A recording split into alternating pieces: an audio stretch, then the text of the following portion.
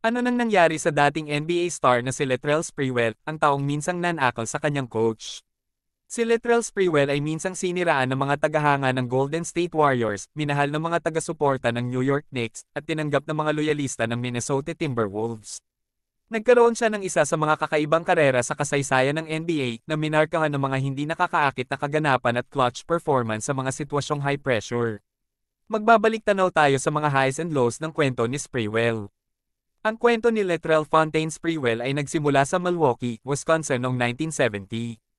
Ang kanyang mga magulang, sina Lat-Oscar at Pamela, ay naghiwalay noong si Latrell ay 6 na taong gulang, ayon sa ESPN.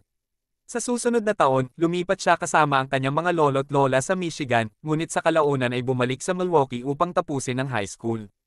Ito ay isang pag-unlad na magpapabago sa kanyang buhay magpakailanman. Si Sprewell ay wala pa sa isang basketball track patungo sa kanyang senior year sa high school.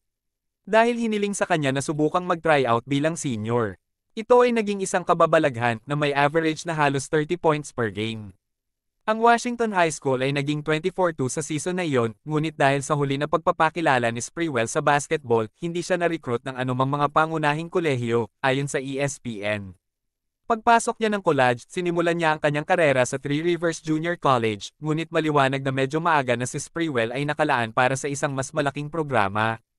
Naglaro si Sprewell para sa koponan ng basketball ng University of Alabama bilang isang junior at senior na nagdadala ng husay sa parehong offensive and defensive end ng court.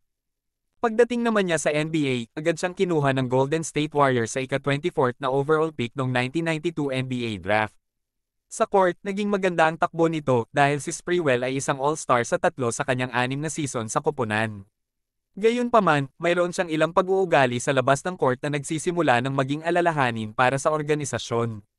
Noong 1995, inaresto si Sprewell sa Oakland dahil sa pagmamaneho na may suspended license at over-speeding. Ang Warrior star ay umano'y nagsabi ng racial slurs sa pulis ayon sa Chicago Tribune.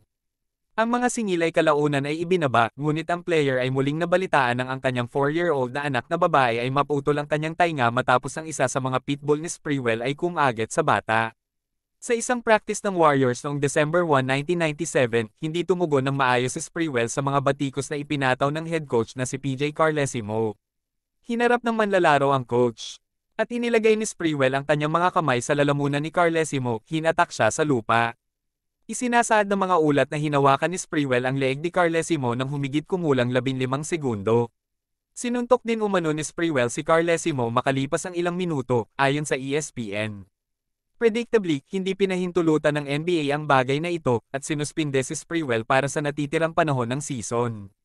Nang ibalik siya ng liga, kinuha sa trade ng New York Knicks ang kanyang serbisyo, na sinasamantala ang mapagbigay na swingman.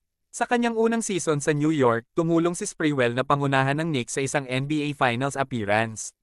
Salamat sa kanyang lakas at hilig sa court, si Sprewell ay isang minamahal na manlalaro sa New York. Gayunpaman, mayroon pa rin siyang ilang mga isyu na kailangang i-navigate ng kanyang bagong franchise.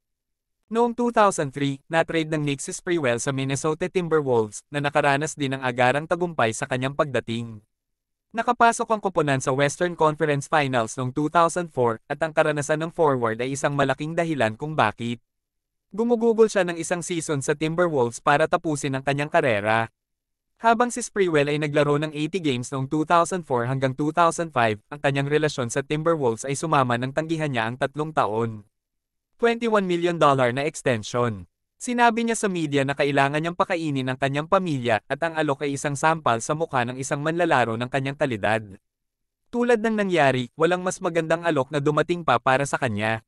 Si Sprewell ay nasa isang mundo ng problema sa pera sa pagtatapos ng kanyang karera sa NBA at ang mga paghihirap na iyon ay nagpatuloy pagkatapos din itong matapos. Mayroon siyang 2 bahay na na-foreclose noong 2008 at 2015 ayon sa pagkakabanggit. At nademanda ng ina ng kanyang mga anak ng $200 million. Nag-set up din umano si Sprewell ng GoFundMe noong 2023 para makalakam ng $35,000 para makatulong na mabayaran ang mga gastuseng medikal para sa kanyang apo, ayon kay Grunge. Sa ngayon, si Latrell Sprewell ay kasalukuyang gumagawa ng mga community relations sa Knicks at MSG Media Personality.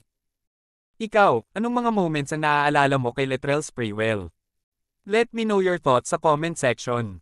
Huwag din kalimutang mag-like, share, at mag-subscribe sa aking YouTube channel. Maraming salamat po.